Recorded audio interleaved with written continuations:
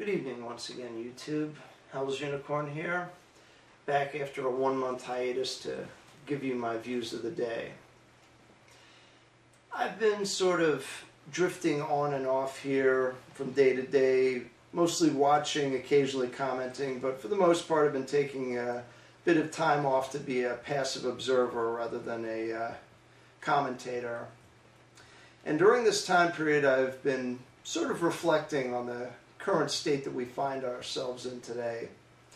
The abject mess that has basically come out of what I thought was supposed to be the great hope and change of the Obama years. I guess you can kind of see the irony in that. Where's the change, apart from the nickels and dimes that I still have sitting around here? For the longest time, I was always of the viewpoint that if we just got the right person in office, then everything would kind of start to work itself out. If we could just get an honest politician in at the top, or enough of them in the legislature, we could start to roll back some of the more negative aspects of present-day society, particularly here in America. But the more I watch all of the fragmenting former alliances, particularly between us of the more libertarian mindset and the various people that are still locked into the neocon, neo-lib paradigm of the day, I'm starting to wonder if maybe the entire idea of getting behind a particular political candidate is really the right way to go about things. And in particular, I wanted to focus on a couple of users that I've been observing over the course of the past month or so. One of these particular users is a guy who uploads a lot of news clips. His name's Fixed News Network. Now, at first glance, this might seem like a potential person to get on our side, and somebody like, hey, this person doesn't like Fox News, you know, maybe there's some good seeds that could be planted here with a good discussion. The primary subject matter of most of the videos put on this channel have to do with Rand Paul being a racist, Ron Paul being a racist, Peter Schiff being some kind of demented psychopath because he thinks that the current system that we're in is going to collapse, and a bunch of other assorted garbage that only really comes from one place, and that's MSNBC. And as far as I'm concerned, if you're watching MSNBC, you might as well be watching Fox News. As far as I'm concerned, the only difference that there is between O'Reilly and Olbermann is the fact that they hate each other. That's about it as far as I'm concerned. They back different candidates, those candidates get elected, and they pull the same crap. They do the same stuff. All right? One of these days, somebody's going to have to just stand up and say it's time to yank the wool off your eyes and realize that no matter how your candidate appears, how he talks, any of that crap, at the end of the day, the same stuff's getting enacted. And your views to the contrary count for two things: Jack and shit. And guess what? Jack ain't here right now. He's on vacation somewhere in New Jersey. So, now that I've successfully gone off on a little bit of a tangent here, the general point that I'm trying to get at is I don't think it's really enough to get a bunch of people with such divergent viewpoints behind one unifying figure. It doesn't work. If that worked, then, geez, this country would have stayed on the same basic path that it had been on since Samuel Adams first started, you know, stirring the pot a little bit back in the pre-revolution days. But obviously that wasn't the case. A single figurehead does not get you anywhere. What you need is you need a philosophy, which we basically have.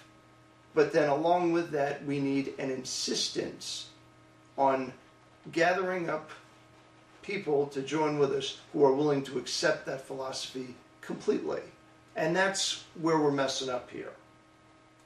People are putting too much hope in the audit the Fed bill or other things like that, and then as soon as this stuff doesn't get passed, because the truth is the majority of this country is still populated with slovenly, brainless morons who basically get all of their news either from O'Reilly or from Oberman. These woefully optimistic people find themselves with their hopes completely dashed when stuff like what happened with the audit the Fed bill and the conference committee occurs. And if that's the mentality that we're going to have, then we are destined to abject failure. So the truth is, at the end of the day, you're going to look at people like the Young Turks, Liberalviewer, FixedNewsChannel, and all of these other guys, and you're going to have to ask yourself a question, and that question is, are these people really worth our time? Are they really going to help us to turn this country into what it needs to become in order to prevent its collapse? Are they interested in actually salvaging what we have left? Or are they just interested in playing the political game? He inherited this from Bush, or Bush inherited this from Clinton, or blah, blah, blah, blah, blah, yada, yada, bullshit, bullshit, bullshit.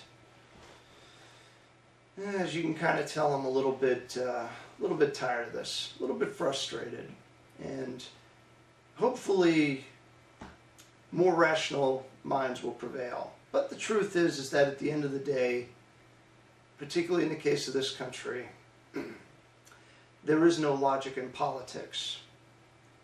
That's the problem, and the solution is to get it in there. And that begins by insisting on logic being employed in the conversation. And if the person that you're debating with says logic has no place in politics, you respond with either a cute little sarcastic retort, a little bit of ridicule to kind of hopefully shake them out of their moment of, I guess you could call it a false sense of cleverness. Or you can simply say, if logic has no place in politics, then this conversation has no place in my precious time. And end the conversation. Don't talk with them anymore. If people out there think the way I do, then they see people like FixedNewsChannel and they say to themselves, this is somebody I can win over. Think again. Don't subscribe to their channels. If your goal is to actually convince somebody of something, you need to find people that are at least convincible. And you're not going to find that with people that have a bunch of Keith Olbermann and Rachel Maddow videos up on their channel. That's not a person that's going to listen to you and be rational. That's a person who's a member of a cult, be it the left cult or the right cult or whatever the hell you want to call it. I don't even know what those terms mean anymore. It's just two sides engaged in perpetual warfare with each other for no reason whatsoever. It's just like the two wars that we're involved in. Well, that basically concludes this rant for tonight. Prudence to myself and benevolence to all of you, good evening.